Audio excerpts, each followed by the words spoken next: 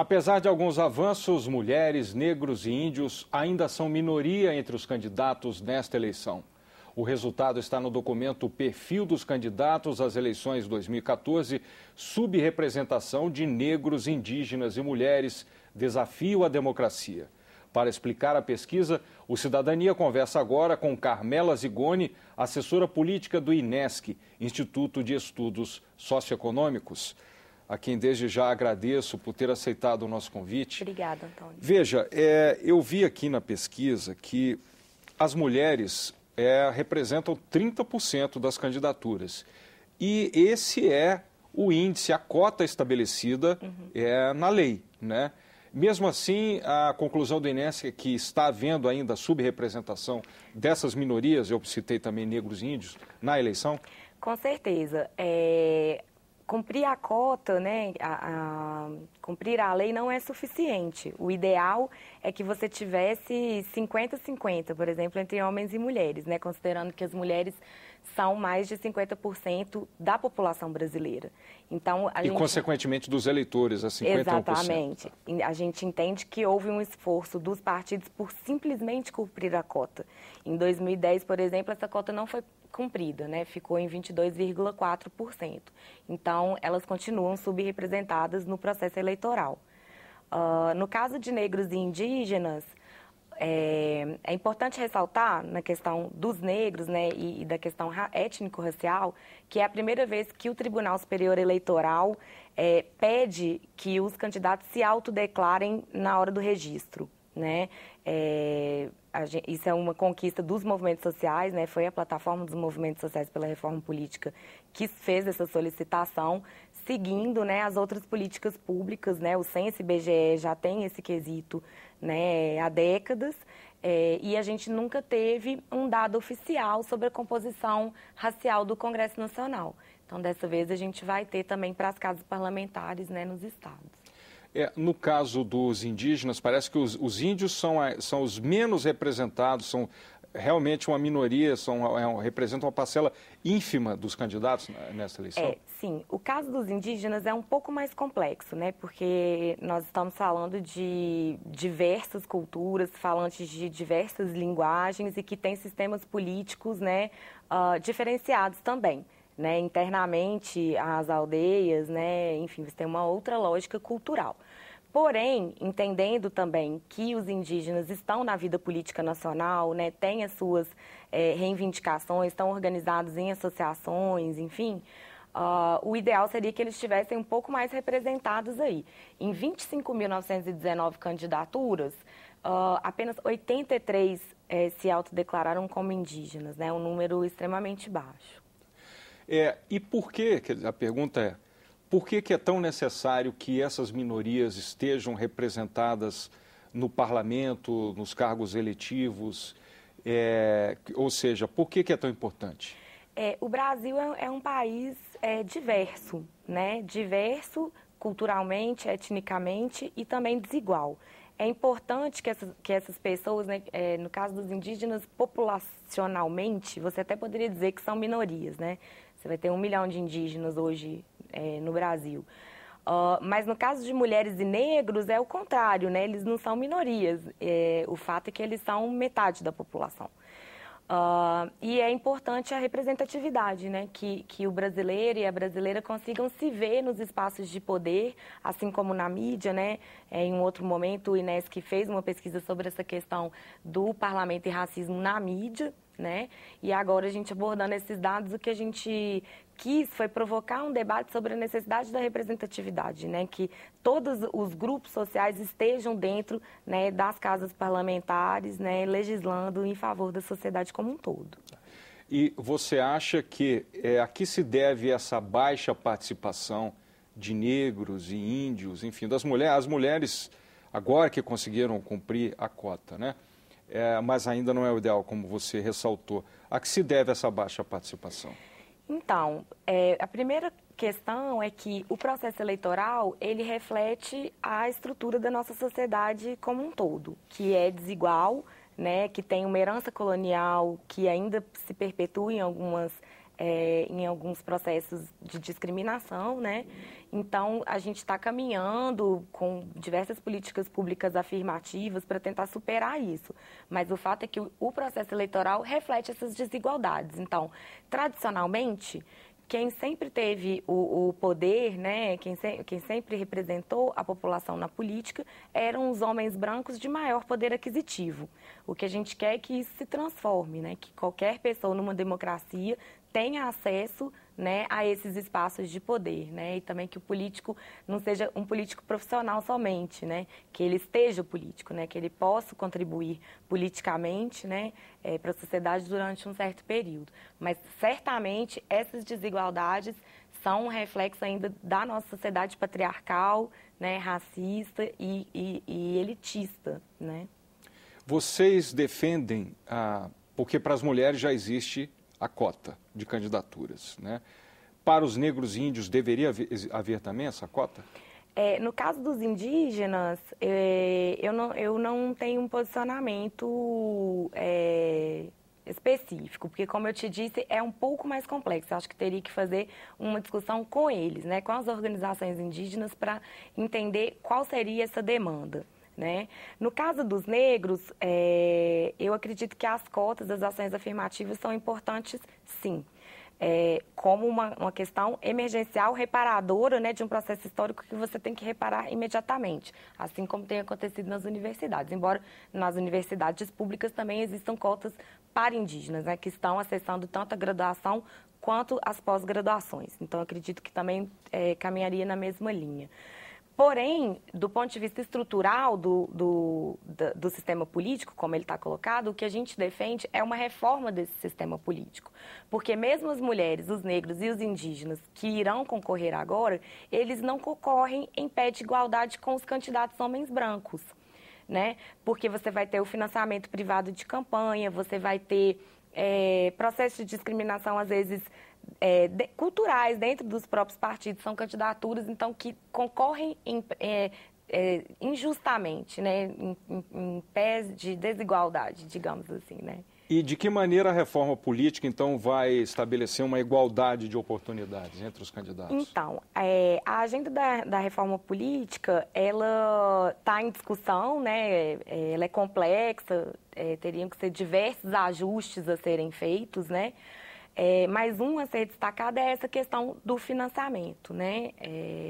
O financiamento privado de campanha ele é bastante nefasto, porque ele gera uma desigualdade muito grande na concorrência, né? Então, você vai ter um candidato que, às vezes, está muito mais tempo na política, tem financiamento de grandes empresas, né? E a gente acredita que, na verdade, todos os candidatos têm que ter a mesma oportunidade, porque eles estão aqui no parlamento para defender os interesses da sociedade como um todo, não de determinados grupos de interesses econômicos.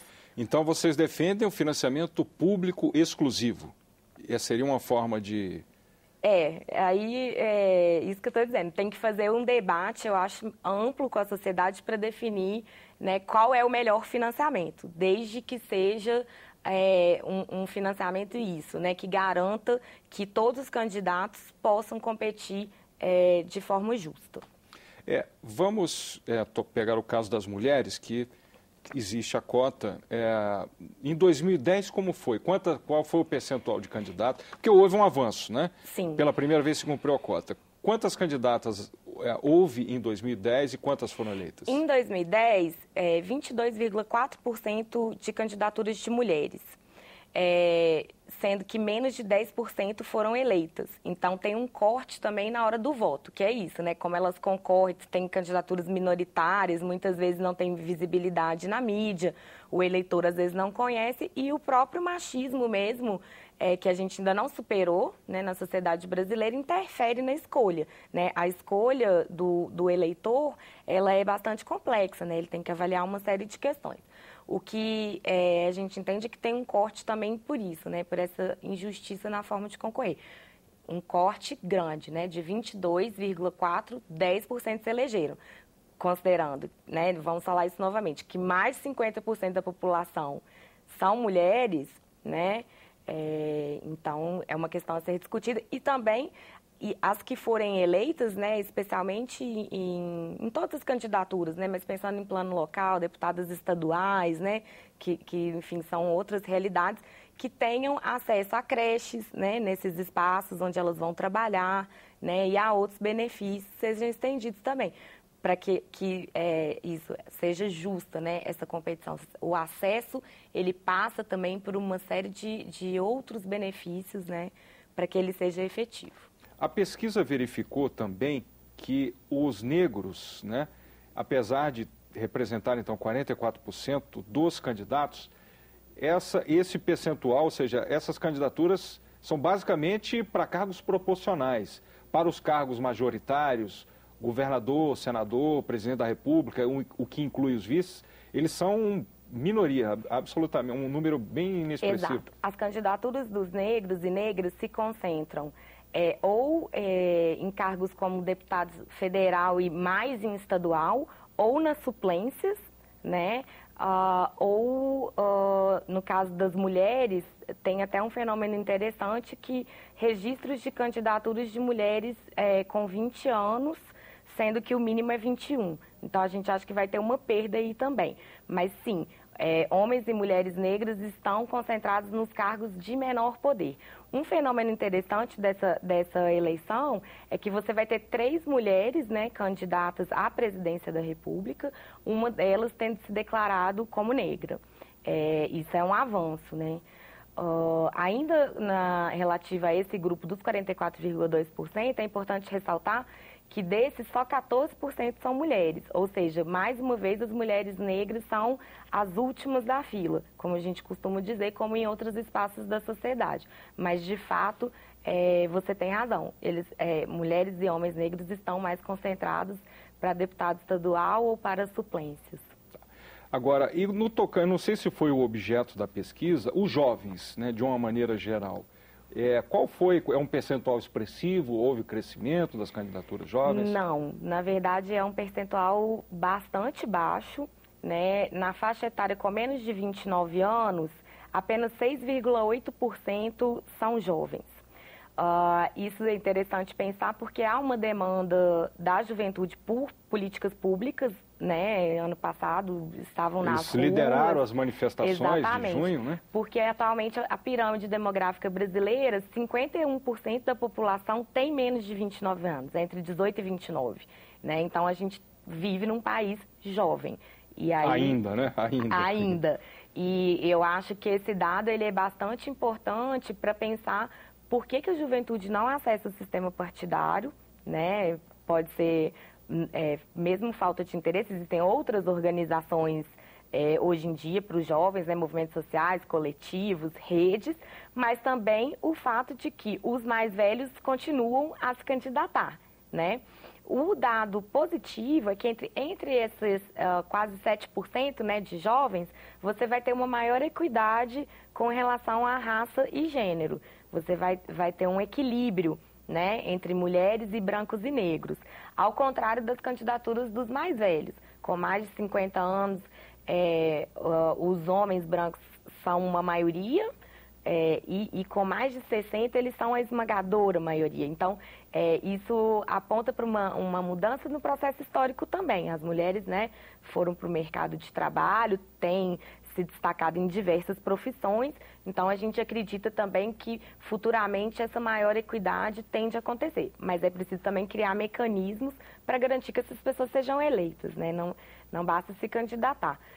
Queria até aproveitar para dizer que assim que tivermos o resultado das eleições, a gente vai fazer um comparativo entre candidaturas e pessoas efetivamente eleitas, né? A gente acha que vai ter um corte no voto aí em todas essas candidaturas minoritárias. E você, quer dizer, a gente falou dos jovens, né, que os jovens ainda participam pouco da vida partidária. Em geral, o brasileiro participa pouco da política, né, dos partidos. E pelo que se vê na campanha, não sei se isso foi objeto da pesquisa, de uma maneira geral, o brasileiro está pouco interessado nesta campanha, é verdade isso? Eu acredito que não, assim, eu faço uma outra leitura. Eu acho que até as manifestações de junho, elas não foram inéditas, né? Eu acho que o povo brasileiro, ele sempre foi às ruas em períodos históricos fazer as suas reivindicações, né? Você teve revolta da vacina, revolta da chibata, cabanagem, quilombismo, quilombagem, o que quer que seja. Você teve uma resistência ao processo, né, de ditadura militar no Brasil. Eu acredito que o povo brasileiro ele participa sim. Nós temos diversos conselhos, né, municipais em todas as áreas, que ficam nos bairros, as pessoas participam. Por outro lado, há sim um desencantamento com a política, muito porque esse exercício só no voto, ele é insuficiente para o exercício da cidadania e da participação. A gente espera agora que com o Sistema Nacional de Participação Social a participação se intensifique, né, que isso seja um caminho e a reforma do sistema político seja um outro caminho também, né, para uma maior participação e identificação, né, do brasileiro com a política. O INESC, eu queria que você falasse um pouco então sobre o que é o INESC, né? E se vocês defendem então a ampliação dos mecanismos de democracia direta, plebiscitos, referendos. Bom, o INESC, né, primeiro, nós somos uma organização não governamental que existe há 30 anos.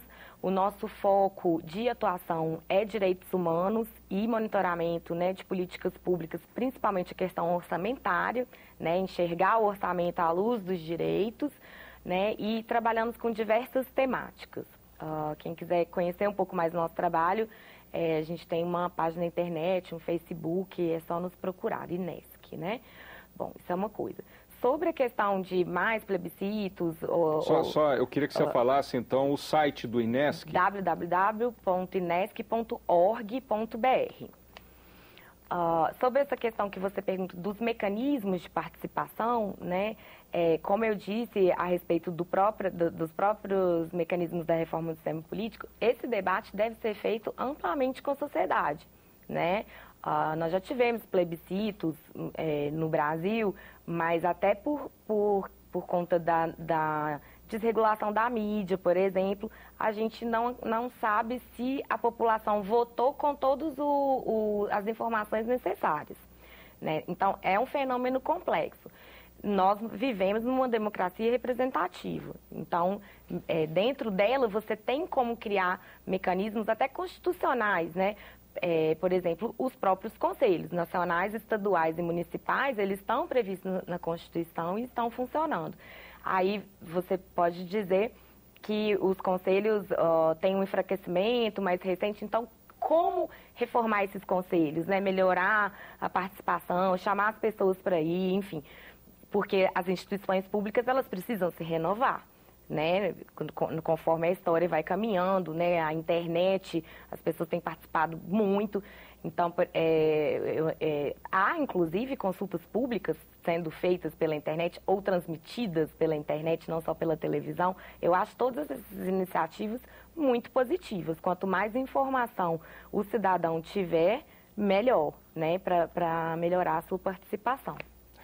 Você citou um estudo, um trabalho anterior do INESC, e que tem uma relação com o tema que a gente está abordando aqui, é o racismo e o parlamento, né? Enfim, quais foram as conclusões desse Então, estudo? Esse estudo anterior, na verdade, foi realizado em parceria com a Rede Andi, que é uma outra organização, né, mais voltada para a questão da comunicação.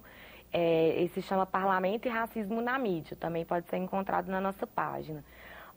Ele foi mais empírico, né? Pesquisou-se matérias de jornal, enfim, para medir um pouco o que acontece na mídia com relação a essa leitura do parlamento e como que o racismo aparece, né? Aparece desde maior espaço para os parlamentares brancos, né?